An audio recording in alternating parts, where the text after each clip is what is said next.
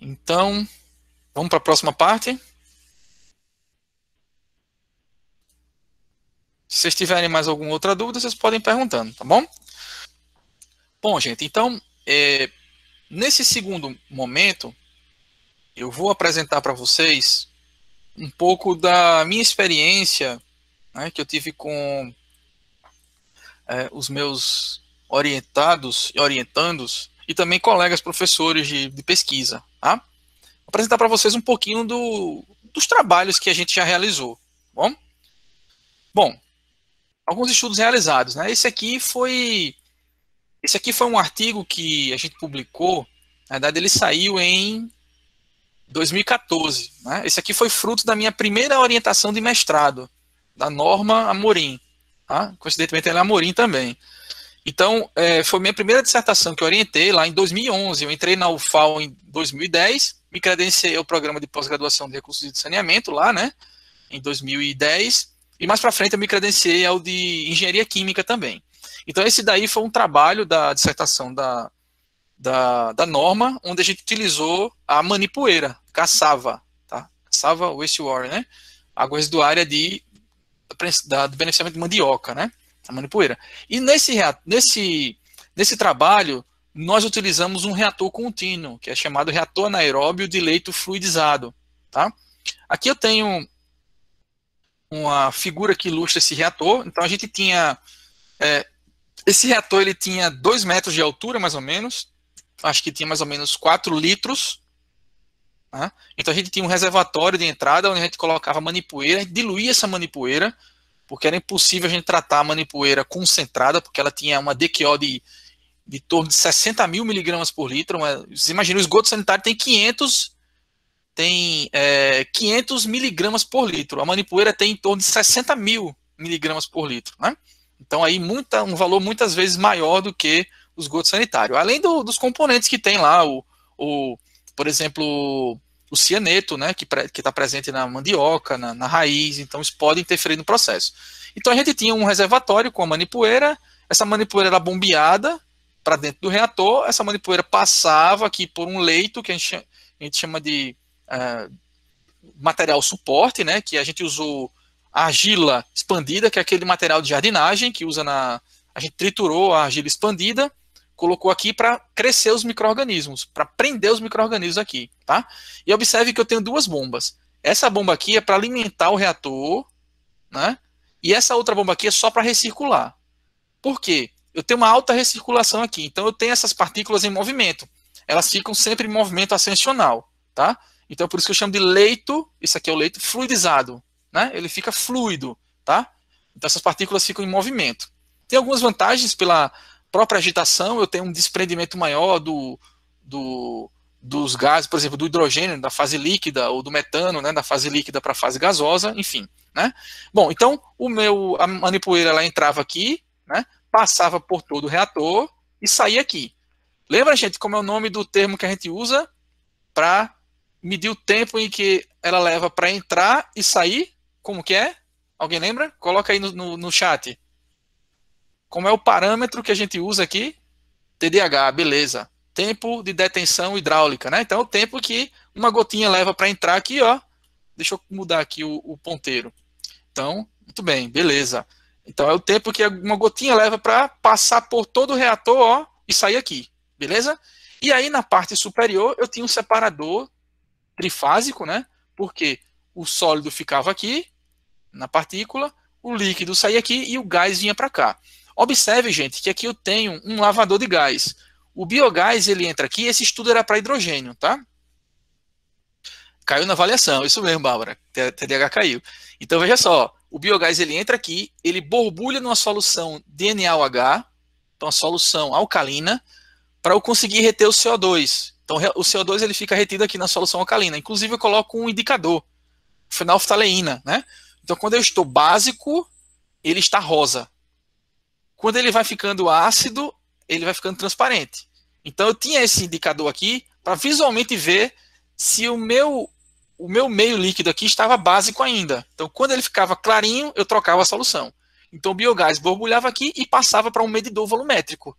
Tá? Então ele media a vazão de gás produzida instantaneamente. E aí eu media o que entrava, o que saía, media a biomassa, a gente fazia análise da composição, também a dinâmica microbiana e também uma quantificação e qualificação do gás. Porque esse gás que passava aqui, eu retirava antes de borbulhar uma amostra e media no cromatógrafo o quanto de metano, desculpa, o quanto de hidrogênio e o quanto de CO2 tinha, né? Tá? Porque para ver se realmente o CO2 ele ficava retido aqui. Então, eu media aqui antes e media depois para ver se ele ficava retido. Tá bom? Vamos lá. Aqui tem algumas fotos. Ó. Aqui é a manipoeira, gente. Foi coletada num município chamado Taquarana, aqui na região de Arapiraca. Não sei se vocês conhecem. Quem é palmeirense já vai lembrar do Asa de Arapiraca, né? Não é, Alan? E aqui, então, aqui é a manipoeira, tá? Que era armazenada assim nessas caixas d'água, enfim. Então a gente fez uma parceria de coletar lá a manipoeira, coletava da prensagem mesmo na hora, trazia para o laboratório e armazenava ela no freezer, né? Descongelava, enfim. A gente utilizou um inóculo, um lodo de uma estação de tratamento, uma lagoa anaeróbia que tratava dejetos de suinocultura. Então tinha um produtor de suínos que tinha uma lagoa que colocava os dejetos lá para ser tratado, e a gente usou o fundo dele, o lodo do fundo dessa lagoa, para dar partida no meu reator. Porque aqui é uma cultura muito rica em micro-organismos produtores de hidrogênio e de produtores de metano também, tá? Então a gente fez aqui um aquecimento, ó, no lodo. Por que a gente fez esse aquecimento? Porque eu queria retirar as metanogênicas, porque eu queria produzir hidrogênio. Se eu não retirar as metanogênicas, o hidrogênio que ia ser produzido ia ser consumido pelas metanogênicas para gerar metano. E as metanogênicas em elevada temperatura, a célula é destruída. Já as acidogênicas, ela tem aquele efeito da esporulação que eu falei, né? É como se fosse desenho animado, né? Um campo de força ali, que elas ficam ali protegidas, né? Se fosse uma capa protetora, que quando a condição ideal para elas ela volta ao seu metabolismo natural. Então a gente aquecia a 90 graus. Então, quando chegava em 90 graus, a gente monitorava, ficava por 10 minutos, e depois dava um choque térmico com gelo, com banho de gelo por fora, né? Para poder fazer esse tratamento térmico. Então, isso aqui foi um trabalho que uma colega, a Sandra Meitiger, fez lá em São Carlos, em 2008, e ela analisou, inclusive, os micro-organismos que ficavam lá, né? Também utilizou esse mesmo efluente, esse mesmo dejeto de suinocultura, e ela observou realmente que esse processo foi muito eficiente para remover as metanogênicas. Aqui está a argila expandida, né? É aquele material de jardinagem. A gente utilizou aqui um triturador, fez alguma parte manual e separou para ter uma faixa granulométrica uniforme, tá? Para colocar no reator. Então ficou ali em torno de 3 milímetros, mais ou menos, que é essa daqui, ó. Essa argila ela é colocada dentro do reator para poder os micro-organismos se colonizarem nela, aderidos a ela, tá? Porque se eu tenho uma vazão elevada, esses micro-organismos vão embora. Então, para mantê-los no meu reator, eu usava essa argila. Argila expandida, é aquele material de jardinagem. É uma argila expandida de jardinagem. Não sei agora especificar o material, tá? Aí, ó. O lodo, né, Tassiana? A Tassiana tá lembrando aí que a Tassiana trabalhou também. Quando a gente se ferve esse lodo, né? Ele sobe um cheiro bem forte, né? Parece um cheiro de mangue, aqueles caranguejos lá, né? Eu gosto do cheiro do caranguejo, viu, Tassiana? Vamos lá. Bom, aqui era a imagem do reator, um reator de 2 metros de altura que ela utilizou, ele está vazio ainda. A gente preencheu até mais ou menos aqui com argila expandida, né? E aí tem alguns componentes. Aqui a parte de cima do reator que a gente chama de headspace, que é essa cabeça dele aqui, para coletar o gás, tem essa mangueirinha aqui, era todo isolado. O gás entrava nesse... Tá vendo aqui? Tá meio rosa? Já tá até meio clarinho. Então o gás borbulhava no líquido, saía para cá e vinha para esse medidor, que é um medidor volumétrico da Ritter, é uma empresa alemã, Milligas Counter, da Ritter. E a gente media a produção volumétrica. Então tinha um cronômetro, quando o gás entrava aqui, a gente zerava e começava a medir. Aqui ele dá o volume. O volume, você marca o tempo, você tem a vazão, né? Aqui são as bombas de alimentação, que a gente usava para alimentar, e essa bomba grande para recircular o líquido para manter o leito fluidizado, tá? Então esse foi um estudo que a gente realizou, que deu um resultado muito interessante. Tinha outros alunos envolvidos também de iniciação científica, então foi bem legal. Com esse estudo a gente mandou para o Congresso Brasileiro de Engenharia Química, o COBEC, foi, meu Deus, lá no Rio de Janeiro, Qual é o nome daquela cidade? Começa com B. O litoral, esqueci agora. Bem legal. E aí esse trabalho foi premiado lá, ganhou um prêmio na área de biocombustíveis que tinha, então foi muito legal. Minhas alunas estavam lá. Não sei se Juliana está aqui, tem 120 alunos aqui agora, né? Não sei se Juliana está aqui. Juliana participou desse trabalho. Olha aí, Juliana. Búzios, boa, Juliana. Juliana foi, não é, Juliana? A gente conquistou esse trabalho. Juliana era aluna de iniciação científica na época, trabalhou com a Norma, né? Então foi um trabalho em conjunto, tinha outras alunas também, então foi muito bom, muito aprendizado. Bom, aí depois a Norma foi fazer o doutorado dela, não tinha aqui na UFAL o doutorado, então ela foi para a UFPE, Pernambuco. Ela fez o doutorado lá utilizando também na realidade ela fez o doutorado lá, mas os experimentos foram todos realizados no laboratório da UFAL, onde ela trabalhou.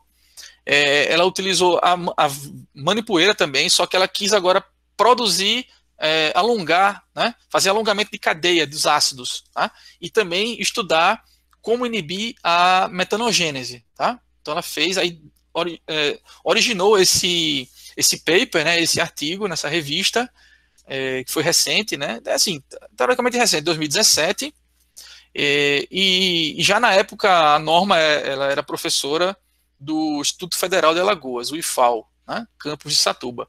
E aí foi bem interessante porque a Norma entrou no mestrado em recursos hídricos e saneamento e ela tinha feito engenharia de agrimensura, né? Então foi um desafio enorme, mas assim, ela encarou muito bem e se deu muito bem. Então hoje ela trabalha nessa linha, né, muito mais do que na agrimensura, tá? De pesquisa, né? Então esse foi um grande desafio. Então também temos a parceria dos outros colegas, né, do professor Mário Cato, Lurdinha e da Sávia. Não sei se tem alguém aí da UFPE, deve conhecê-lo, né? Muito bem. Então, esse foi um trabalho muito legal, uma parceria muito boa. E aí a gente fez um sisteminha de aquecimento, né? Com recirculação. Isso aqui foi oriundo ainda do trabalho que eu orientei, que eu vou falar já já, que a Nadijane, eu acho que está aqui, né? A Nadijane também trabalhou com esse sisteminha, foi desenvolvido lá no início pelo um aluno meu que eu orientei, o Elvan. O Elvan também trabalhou. Então, esse aqui foi um sisteminha era um isopor, né? Era um isopor com uma bombinha de recirculação com aqui uma resistência para aquecer a água, né? Então essa bombinha ela recirculava o líquido, a água aqui nesse isopor para manter os frascos em temperaturas uniformes, né? Isso, do LSA. Isso. Ah, bacana, LSA em peso aqui, ó. Manda um abraço aí para todo mundo, viu? Muito bom. Enfim, então esse foi um sisteminha muito barato que a gente fez, né?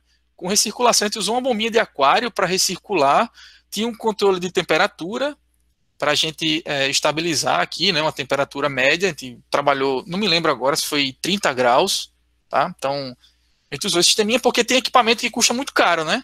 Por exemplo, um shake agitado, refrigerado, custa em torno de 30 mil reais. Isso aqui a gente gasta o quê? Uma caixa de isopor com uma bombinha de aquário, que é baratinha, sei lá, 40 reais, 50 reais, né? Um balde com água e uma resistência dessa, que é super barato. Então a gente tentou baratear esse processo, né? Começou lá com o trabalho do Elvan, da Nadijane, e depois a gente adotou aí para outros trabalhos, tá bom? Então funcionou muito bem. Porque a temperatura é um parâmetro muito importante no processo, né? Manter ela estável. Aqui eu tenho outro trabalho, que foi uma dissertação, né, mestrado do Eric Avelino. Na verdade, esse trabalho dele deu origem a duas publicações. Nós publicamos um capítulo de livro, que foi esse aqui.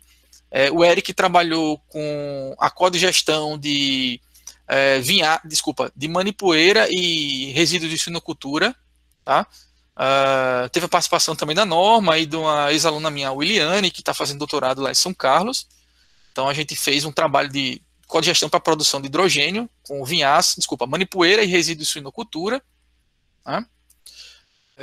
Aqui foi um reator. Na realidade, a gente trabalhou com a separação de fases também, né? Então o Eric utilizou um primeiro reator anaeróbio de leite fluidizado, com essa variou também a gente variou também a relação de manipoeira e de resíduo de suinocultura. A gente fez várias composições para ver qual seria a composição melhor para a produção de hidrogênio, né? Como era um reator acidogênico, eu saí ainda com uma DQO muito elevada. E aí, o que a gente fez? A gente utilizou esse efluente com a DQO muito elevada em um outro reator. Um reator de leito fixo, né? Leito fixo.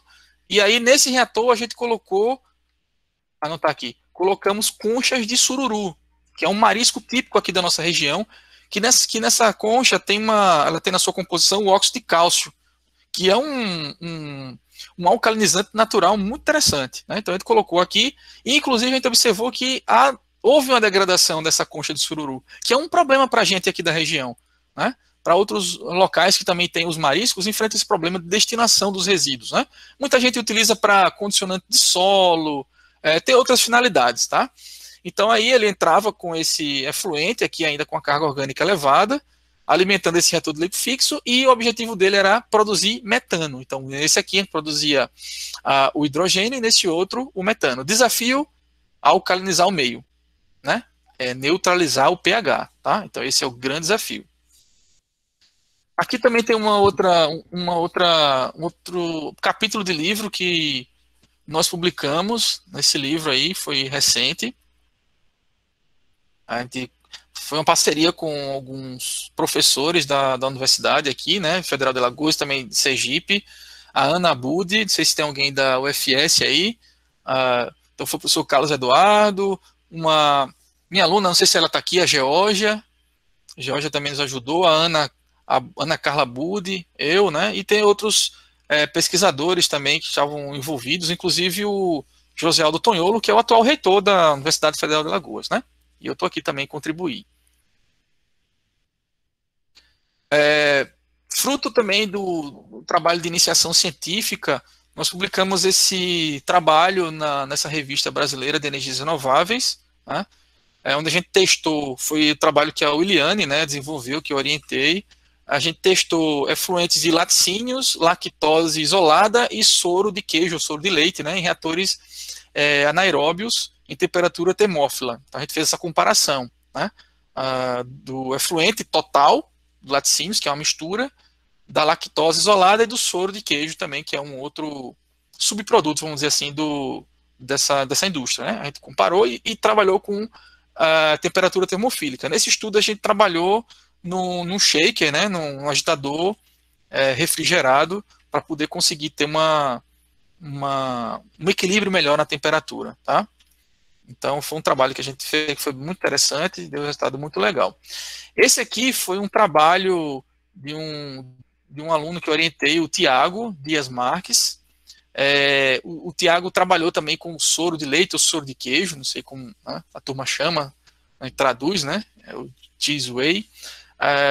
E foi um trabalho bem interessante, né? Ele foi em parceria com alguns professores do Departamento de Hidráulica e Saneamento da USP, da Escola de Engenharia de São Carlos, porque a gente tinha, nessa época, um projeto chamado Casadinho, que era um projeto do CNPq, onde a gente fez uma parceria com o departamento lá, né, de Hidráulica e Saneamento, para desenvolver trabalhos de pesquisa, enviando alunos para fazer estágio lá, né? Então a gente mandou, por exemplo, o próprio Tiago passou 6 meses lá na USP, em São Carlos, fazendo disciplinas para aproveitar aqui no nosso curso. Então, a gente conseguiu através dessa parceria, o edital, o projeto tinha recursos para levar a turma para lá, né, para pagar hospedagem, passagem, diárias, eles tinham bolsa, né, recurso para fazer os experimentos também. Então, foi muito legal, esse foi o primeiro trabalho fruto desse projeto nosso, Casadinho, né, que a gente fez principalmente que era a coordenadora, né, a professora Bernadette, lá de São Carlos,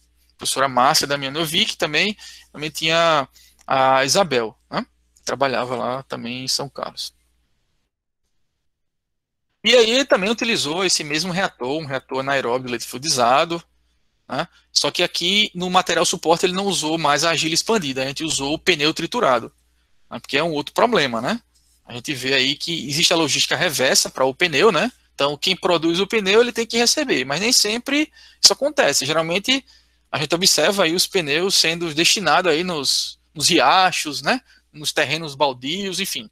Então, a gente pensou em triturar, em usar o pneu triturado, pedaços de pneus, a gente foi numa uma empresa que fazia recuperação de pneus próximo da universidade e conseguiu algumas raspas e fez um processo de trituração. Manual mesmo, tá? Mas existem indústrias, inclusive, acho que é Valinhos, se eu não me engano, interior de São Paulo. Eu visitei uma vez, na época que eu fazia doutorado, uma indústria que processava pneu. Ela tinha equipamentos que retirava todo aquele anel metálico, né? E processava e vendia o pneu triturado em várias granometrias, por exemplo, para usar como agregado para fazer pavimentação, ruas, né? E aí dava um resultado bem interessante o pneu, porque ele permitia que a água de chuva infiltrasse, né? Então não acumulava muita água de chuva, era um pavimento permeável, tá? Então eles faziam isso e vendiam. Não sei se hoje ainda existe. Isso, Tassiana, fazia calo na mão, machucava, né, para cortar. O Carlos está colocando, o coprocessamento é uma técnica muito utilizada para recuperação de pneu, para isso também. Eles usam para queimar, né, as cimenteiras, né, as indústrias de produção de cimento usam muito na queima. Agora tem que ter um controle muito rígido, né, porque o produto da queima pode ter compostos tóxicos, então tem que ter um sistema de tratamento desses poluentes atmosféricos muito rígido, né? Então os órgãos ambientais, eles cobram muito esse controle, essa mitigação desse impacto ambiental.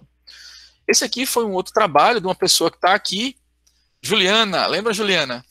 Juliana foi minha aluna de iniciação científica, depois ela entrou no mestrado lá em recursos hídricos e saneamento, onde eu também tive o prazer de orientá-la.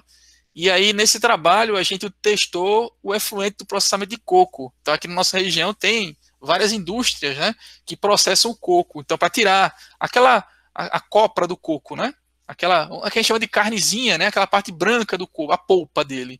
Então, era uma indústria que processava, a gente pegou o efluente total dela e testou para a produção de hidrogênio, né? Então, esse foi o trabalho de mestrado da Juliana, que também deu esse fruto aí, essa publicação.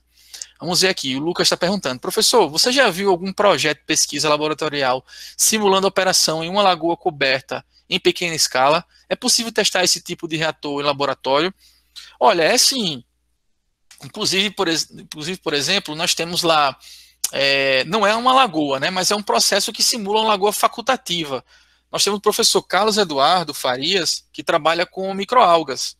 Então, ele simula lá, em frascos mesmo, né, essas microalgas para tratar resíduos, inclusive laticínios, né?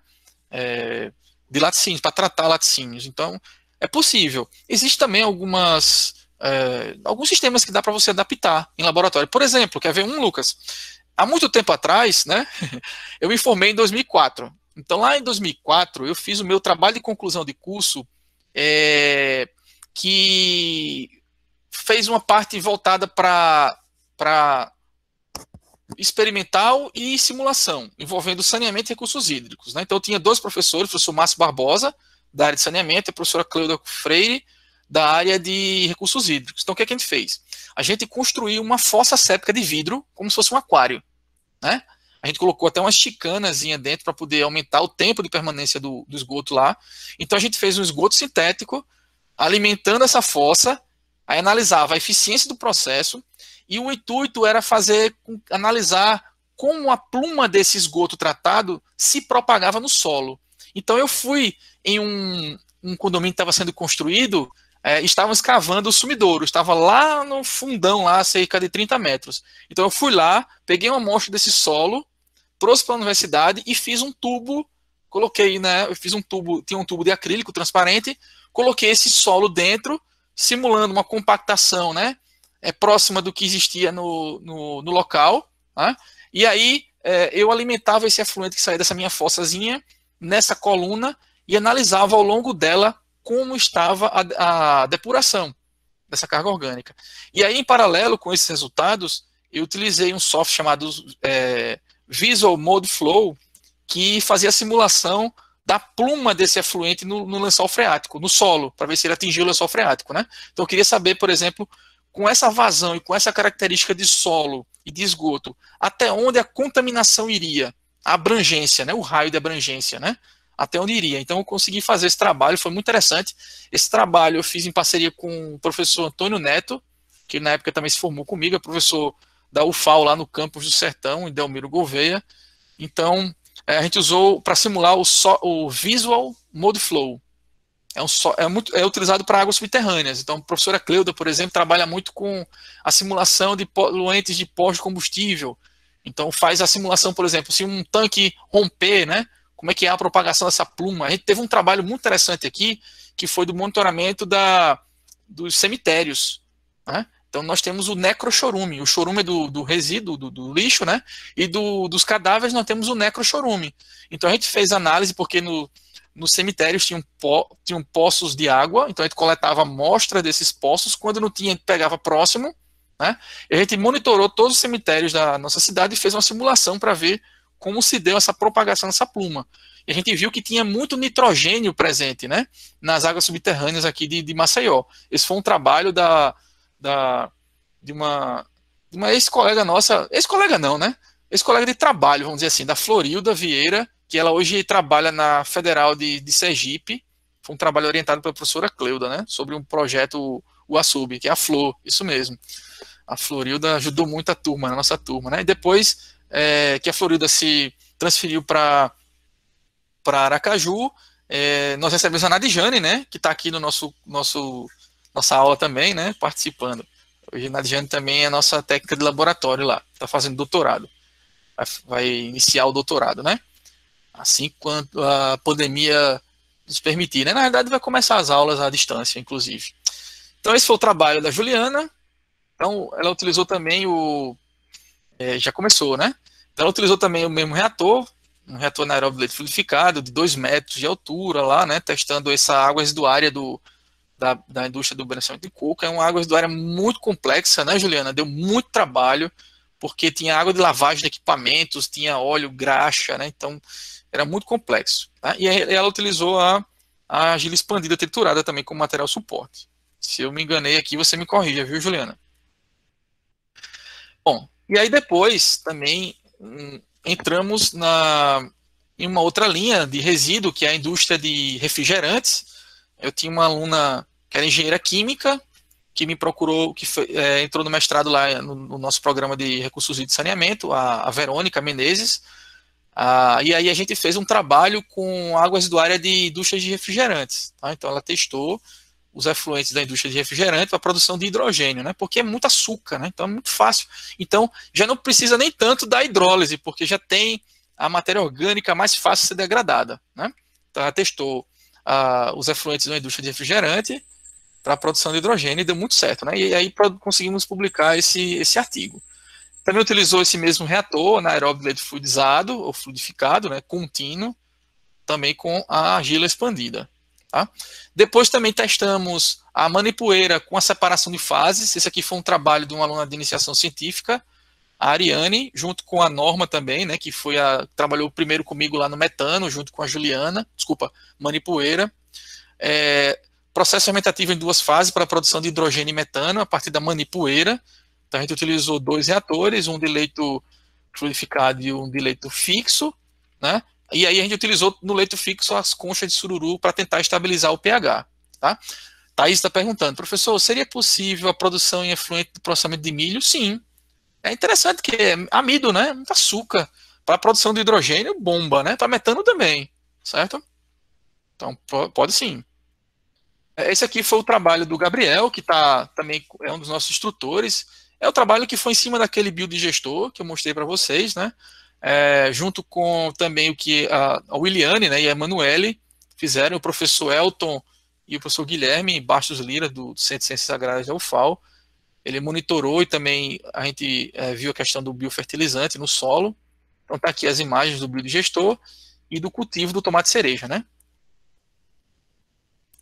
Esse outro aqui foi um trabalho de uma dissertação do Eric também, que a gente também publicou um capítulo de livro com uma parte, e também nessa revista, produção de hidrogênio e metano por meio da codigestão de manipoeira e dejetos suínos. O dejeto suíno é muito interessante porque ele tem muitos micro-organismos produtores de hidrogênio, né? Então a gente resolveu fazer essa junção. Por quê? Porque geralmente próximo das casas de farinha tem criação de porco. Inclusive as cascas da mandioca são destinadas para a ração dos suínos. Então a gente pensou, poxa, no mesmo lugar, ou próximo, né, gera manipoeira e gera esses resíduos. Por que não juntar os dois e tentar viabilizar a produção de hidrogênio e metano? né? Aqui é um outro trabalho que a gente produziu, né, em parceria com a Embrapa. Nós temos um projeto hoje com a Embrapa, sob a orientação, sob coordenação, né, do professor Anderson Marafon, que está aqui, né? Está aqui participando também do curso. Ele é agrônomo, não é isso? E a gente publicou esse capítulo de livro sobre a vinhaça, a produção de biogás, porque a gente tem um projeto muito interessante. Vou mostrar daqui a pouco para vocês o primeiro trabalho, a primeira dissertação que frutos dessa parceria, né? Esse trabalho aqui, esse daqui para mim, gente, foi o exemplo de persistência. Esse trabalho aqui foi o trabalho da Aline Neves, uma aluna, minha ex-aluna de mestrado, lá no Recursos de Saneamento.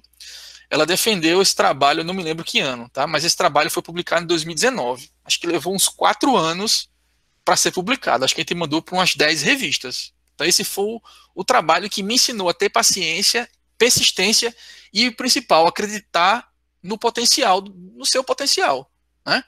Então, todos os não que a gente recebeu e as críticas a gente absorveu e foi melhorando, né? E aí, graças a Deus, a gente conseguiu publicar esse trabalho numa revista muito boa, que é essa Biomass and Bioenergy, né?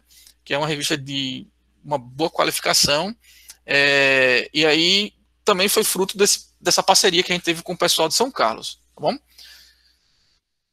E ela trabalhou, desculpa, né, com efluentes laticínios. Então, esse trabalho a gente ia numa indústria de laticínios, localizada em Palmeira dos Índios, né, aqui no interior de Alagoas, e a gente ia lá coletar. Foi aquele exemplo que eu dei na aula passada. A gente estava lá coletando na calha, né, que saía o efluente para a estação de tratamento. Ora ele estava amarelo, ora ele estava marrom, ora ele estava branco, ora ele estava preto, né? Então, isso muito por conta do processo produtivo da indústria. Eles disseram que não tem um dia e hora certo, depende da demanda do mercado. O mercado quer chocolate, então eles processam para fazer chocolate. O mercado quer, sei lá, as queijadinhas, os iogurtes, e aí sai de uma cor diferente. E também outra linha que eles tinham, que era de cítricos, né? Então eles recebiam aqueles sucos concentrados e processavam, né? Para vender, tá bom? Então dependia muito era muito variável a produção.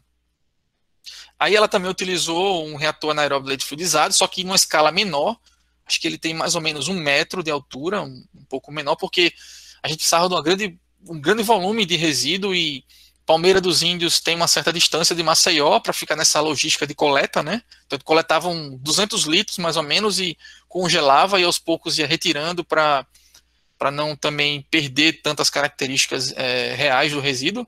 Ela usou também o pneu triturado para adesão dos micro-organismos, tá? E também como uma outra forma alternativa de reciclagem, né? Essa é a nossa ideia. Esse aqui foi um trabalho da Nadjane, também, do mestrado, que eu orientei, da Nadjane. Ela fez o mestrado no programa de pós-graduação de energia da biomassa, lá no Centro de Ciências Agrárias. Ela trabalhou com a vinhaça de cana-de-açúcar, a gente trabalhou com reatores anaeróbios em batelada, né? Então aqui eu tenho a ilustração dos reatores, ó, dela. E aqui tá os reatores dentro da caixa, né? Com um termômetrozinho para a gente controlar a temperatura, saber que temperatura estava, né? Então, foi aqui onde tudo começou, aquele sisteminha de aquecimento lá com o nosso colega Elvan. Esse outro aqui foi um outro trabalho que eu orientei, da Lívia, uma dissertação, onde a gente fez... bom, eu trabalhei com a Norma, com a manipoeira, a Juliana também, lá na iniciação científica. A manipoeira era muito concentrada. A gente pensou assim, poxa, eu vou diluir manipoeira com água potável? Não. E o que é que gera próximo? Esgoto. Então vamos fazer o seguinte, gente. Vamos pegar a manipoeira e diluir com esgoto sanitário para ver se é possível produzir hidrogênio, né? E aí esse foi o trabalho da Lívia. Então ela produziu hidrogênio a partir da manipoeira com esgoto sanitário num reator anaeróbio leite fluidizado, tá?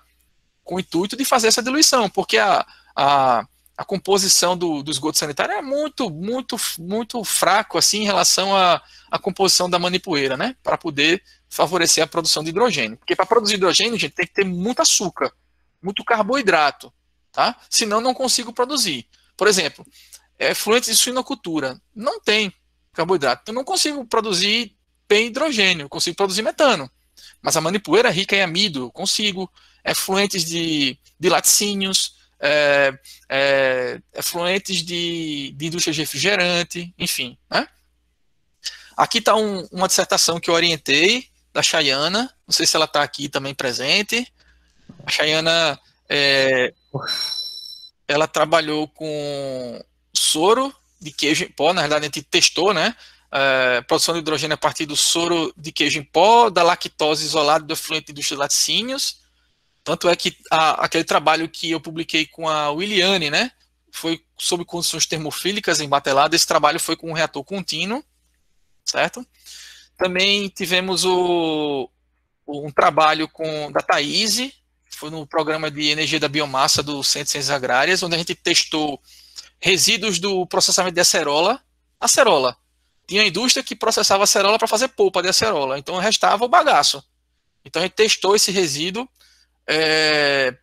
para produção de metano, tá? Então foi muito legal, a gente fez uns ensaios em batelada, fez um planejamento experimental, então foi muito interessante.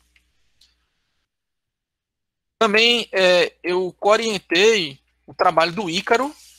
Aí a Thaís foi na linha da acerola e o Ícaro foi na linha da laranja, né? Então ele testou, ele utilizou resíduos da agroindústria de citros, né, bagaço de laranja, com o dejeto de suínos. Então ele testou a codigestão para a produção de metano. Por que dejeto suíno? Porque o dejeto suíno já tem os micro-organismos, né? E aí o bagaço da laranja entrava como substrato. Só que tem um componente lá, que é o delimoneno, que interfere no processo. Então, dependendo da concentração, a gente pode observar uma inibição. Tá? E o trabalho do Elvan, e aí isso foi muito curioso, a Nadjane está de prova, né? Quando eles entraram no programa de energia da biomassa, eles me procuraram, a Nadjane e o Elvan trabalharam próximos para que eu fosse o orientador deles. E aí eu perguntei, Nadjane, você é o quê? Ela disse, eu sou química, professor. Aí eu pensei no trabalho que eu estava, né, com a vinhaça e tal para ela. Aí eu disse, e você, Elvan, você é o quê? Ele fez, professor, eu sou médico veterinário. Aí eu disse, eita, e agora? Né? O que é que eu vou propor nessa minha linha aí de biogás, que era a minha temática, a minha área de pesquisa no programa de energia da biomassa, né, para um médico veterinário. E aí foi muito curioso, gente, porque ele também é funcionário da UFAL e ele trabalha no biotério. Você sabe o que é biotério?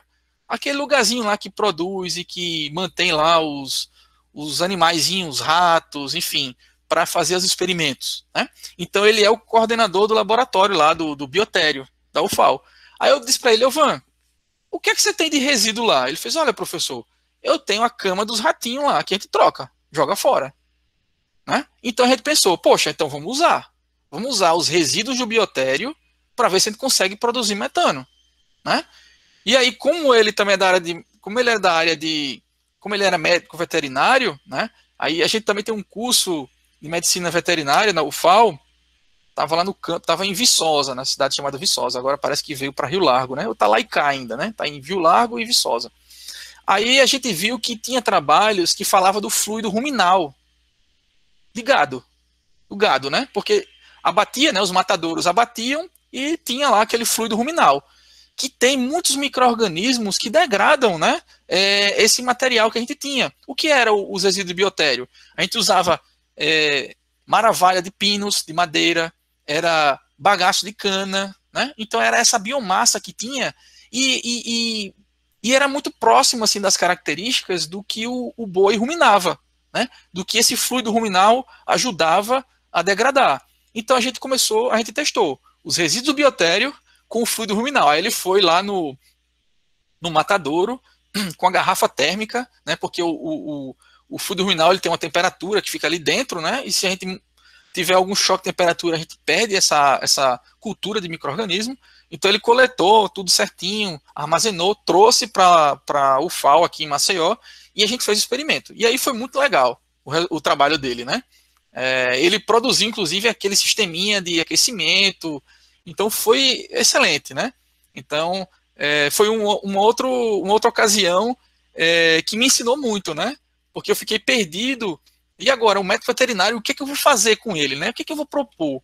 E aí as coisas foram acontecendo e saiu uma solução muito legal, que associou o lado dele, né, com o meu lado de linha de pesquisa, tá? Então esse foi um trabalho muito bom. Temos alguns trabalhos submetidos, estamos aí na luta, né? Então, esse trabalho aqui da Daniela, de Los Angeles. Daniela ela é engenheira civil e fez mestrado em recursos hídricos e saneamento comigo. Ela trabalhou com a codigestão de glicerol e melaço. O glicerol é oriundo da produção do biodiesel, né? E o melaço das usinas de cana-de-açúcar.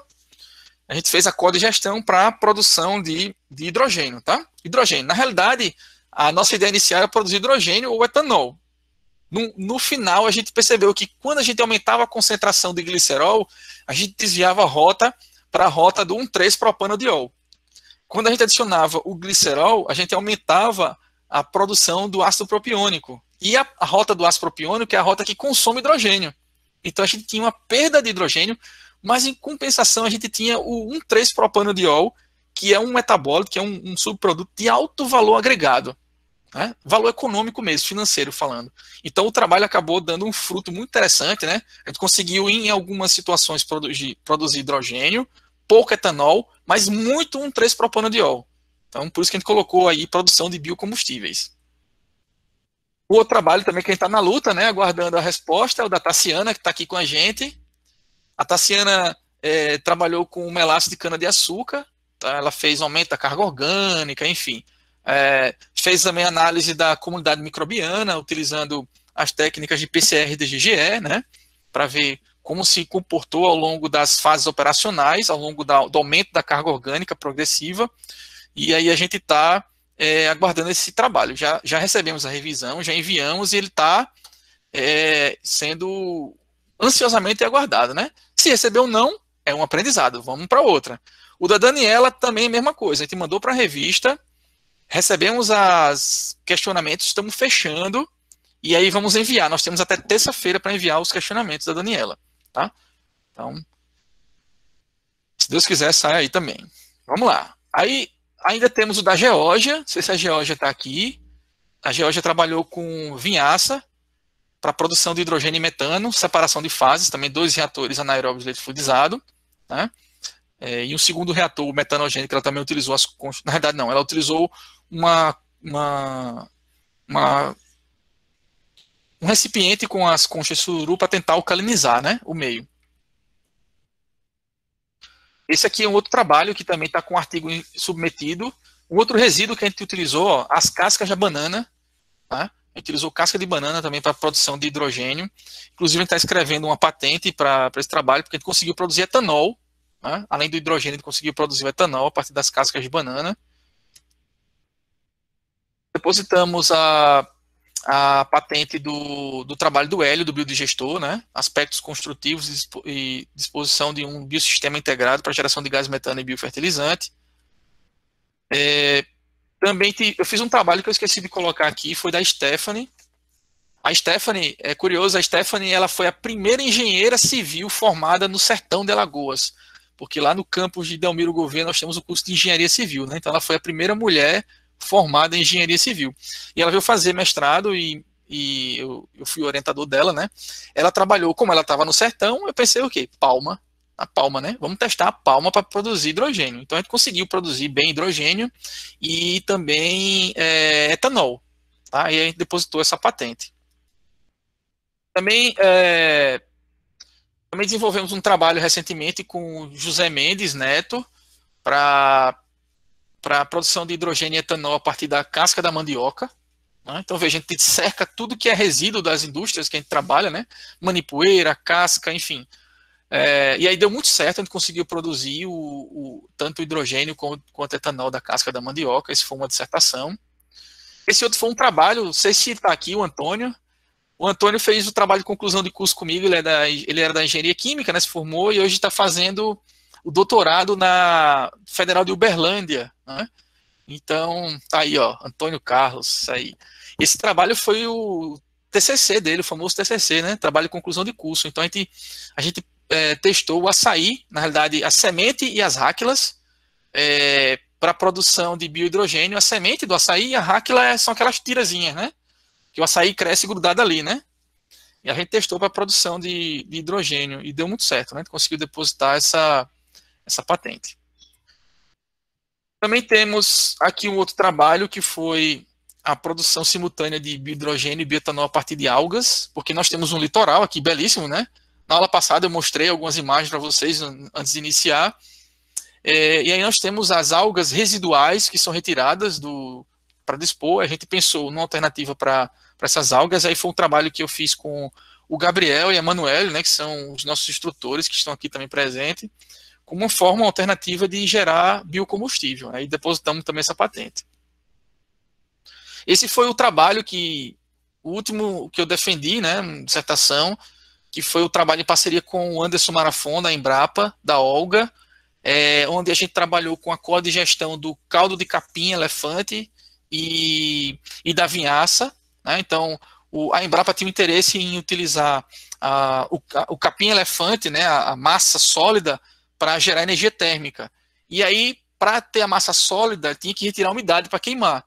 Então, a gente fez o seguinte, vamos testar o caldo, né? Então, o Anderson, ele prensou o capim-elefante e forneceu para a gente o caldo e a vinhaça, porque o capim-elefante ele pode ser cultivado no terreno, nas áreas da usina, né, que tem uma área muito grande, e junto tem a vinhaça que é produzida. Então a gente pensou em juntar os dois, porque um pode ter mais nitrogênio do que o outro e tentar balancear a relação CN, né, carbono e nitrogênio. Foi um trabalho muito interessante e desafiador, né? Então a gente teve aí resultados muito interessantes e que a gente vai continuar ainda investigando mais o caldo do capim-elefante, né, para outros estudos que a gente está montando.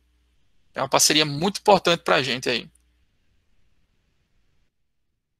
Esse aqui também foi uma das últimas dissertações que eu defendi, do Gabriel, que está aqui, né?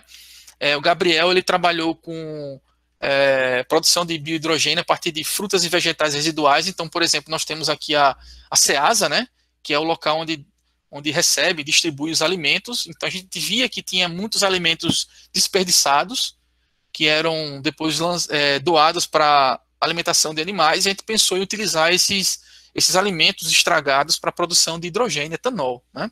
E aí o Gabriel juntou vários resíduos, várias frutas, vários vegetais, fez uma composição, fez um planejamento experimental, né? E aí a gente está na fase de redação do artigo, porque a gente ainda vai fazer análise de PCR de GGE para ver a dinâmica microbiana, né? E aí, como veio essa pandemia, a gente acabou parando, mas as amostras estão guardadas. E também um outro trabalho da Emanuele, que é a nossas instrutoras, ela também trabalhou com a produção de hidrogênio, só que a partir da palha de soja. Então, nosso estado tem produção de soja. Depois que eles colhem a soja, ele gera uma biomassa residual, né, que é a palhada dela, ela seca, né? E aí o que fazer com essa palhada? Então vamos testar para ver se produz biocombustível. E aí a Emanuele utilizou essa biomassa, foi uma parceria também com o pessoal lá do Centro de Ciências Agrárias, o professor Guilherme, que faz o cultivo, né? Ele cedeu essa biomassa aí, essa palhada da soja, para a gente tentar produzir hidrogênio, tá? E deu muito certo. Tá no mesmo situação do Gabriel, né? Esperando voltar para a gente fazer algumas análises. Beleza, gente? Só para ilustrar, essas foram algumas das experiências que a gente teve aqui na universidade. Tem muitos outros aí também que a gente já trabalhou em outras linhas, não só para essa linha da digestão anaeróbia. E eu queria passar um pouquinho dessa experiência para vocês e mostrar que temos muitos desafios, né? Muitos desafios aí à frente para a gente responder para a sociedade. Mas não esqueçam, né? A gente precisa vencer passo a passo os desafios. A gente não vai conseguir dar um passo, né, e subir, sei lá, 10 degraus de uma vez. A gente tem que dar passo degrau por degrau. Certo? Gente, só para fechar, eu queria agradecer muito a participação de vocês. Eu queria dizer que o intuito é passar para vocês uma ideia do que é o processo. Espero ter conseguido fazer isso, né? Me esforcei bastante para tentar, ao máximo, passar as informações de uma forma mais fácil possível. Tentei criar jogos, né? Fazer algumas coisas diferentes, mas eu queria deixar aqui alguns conselhos para vocês, tá bom?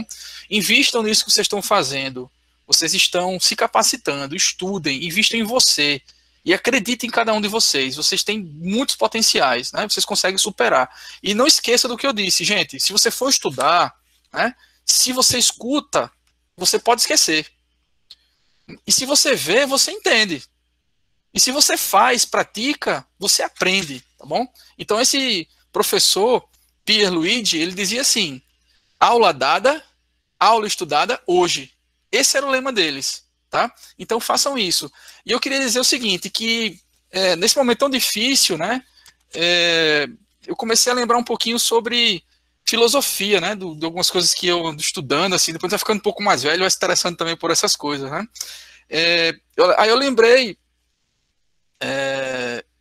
eu lembrei do filósofo Aristóteles, né.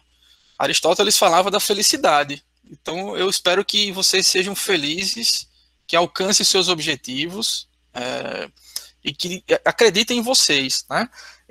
Para Aristóteles, a busca da felicidade era a finalidade da vida, né? Hoje, nós a convertemos em uma obsessão doentia.